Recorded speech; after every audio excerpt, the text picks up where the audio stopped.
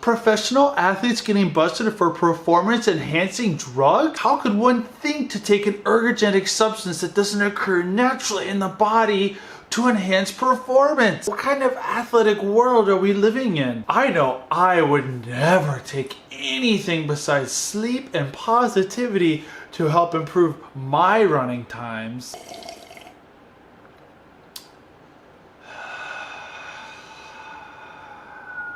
Today I want to talk about caffeine, how it affects performance, why one might consider taking caffeine or not taking caffeine.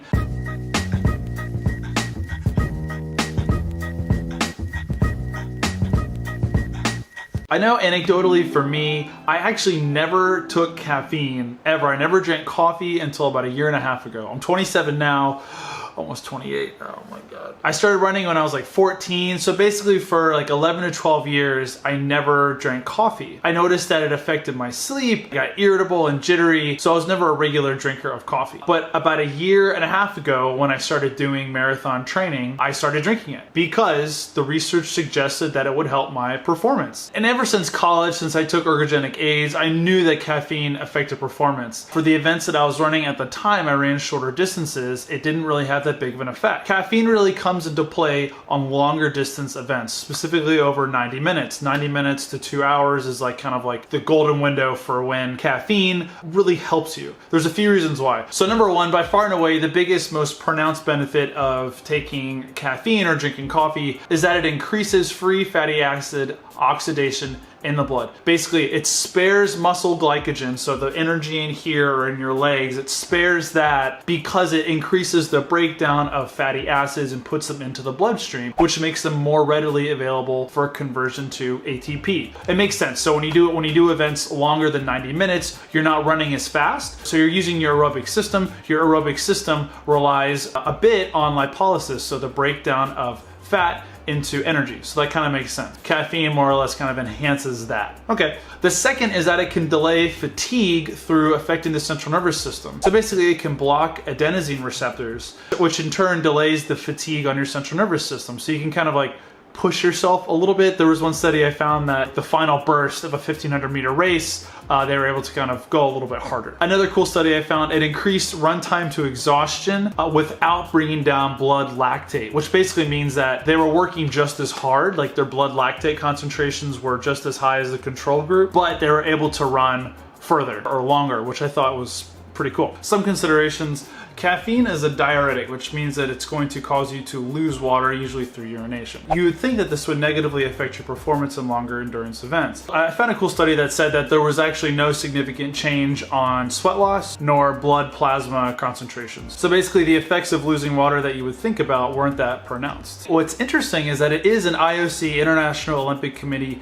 banned substance if your blood concentrations are over 12 milligrams a liter. So to get to that amount, so 1 cup of coffee, let's say it's 100 milligrams of caffeine, will bring your blood concentrations up to about 5 or 6 milligrams per liter. So you'd have to have like 2 cups of coffee, but then you'd have to have it within a certain period of time because your liver metabolizes it pretty quickly. The half-life of caffeine is 5 or 6 hours, but it peaks in your blood system after about an hour, hour and a half. So you'd have to be having quite a bit of caffeine really close to your competition, or specifically when you're close to having a blood sample test, which you don't know is coming. Another thing is the tolerance. So you do build up a tolerance to caffeine. Like me, I've built up my tolerance. I probably have, I don't know, 3 or 4 cups of coffee a day. If I don't have it, like if I just go like a long period of time without drinking, I definitely get headaches. What's interesting is that even if you have built up a tolerance to caffeine, like you can drink more, it still has the same effect on performance. So habitual caffeine drinkers, coffee drinkers, even though they have a tolerance to the substance, it still affects your performance, like that glycogen sparing action in the same way. Just some quick figures. A tall, big cup of coffee will have about 200 milligrams of caffeine. A shot of espresso has about 40 milligrams of caffeine. And light roast coffee actually has more caffeine content than dark roast. I guess because it's like cooked less. The beans are cooked less. I guess that makes sense. So my recommendation, I don't have one. I'm not a doctor, so any information I've presented thus far is not meant to diagnose, treat, prevent, or cure any disease or illness. But what I have done is everything I've said, I found the research and I put the links in the description. So check it out. It's pretty interesting stuff. I know for me personally, if I drink too much, I do get irritable and I kind of get a little down actually. Like I feel it affects my mood. So there's definitely a balancing act. Like I don't want to not have anything and I don't want to have too much. I try and keep it pretty low key. It usually winds up being like 2 big coffees spaced throughout the day. It doesn't affect my sleep because the half-life of caffeine is like 5 or 6 hours. I never drink it, you know, within like probably 8 hours of when I'm gonna go to sleep. Like I mentioned earlier, it takes about an hour, hour and a half for peak concentrations of caffeine to kind of hit your bloodstream. So for the effect to be the most pronounced, if one has a competition coming up and they want to use caffeine as an aid, that would be something to consider. So for me, before a race, usually about 2 hours or an hour before the race is when I'll have my coffee. But when I first started drinking, my body, my stomach needed to get used to drinking it because it can cause you to have like tummy problems, like bathroom trips, unexpected bathroom trips. So just something to think about. Also something to think about the effects of caffeine on high intensity, shorter duration exercise, like sprinting performance.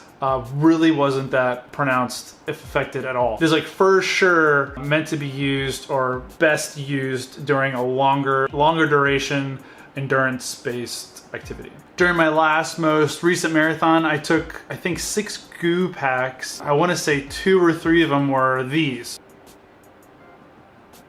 So they had a shot of espresso and I'm about 40 milligrams of caffeine, and I think I took it after the first hour. So I knew there would be a delay in effect, so I took it kind of before I knew I would need the energy the most, or need the stimulation the most. So like the latter part of the race, so I ran 2:52, so I think I took it at like an hour and a half or something, is when I took my first one, and then I took the next one after that. Maybe let's have a little gander right now.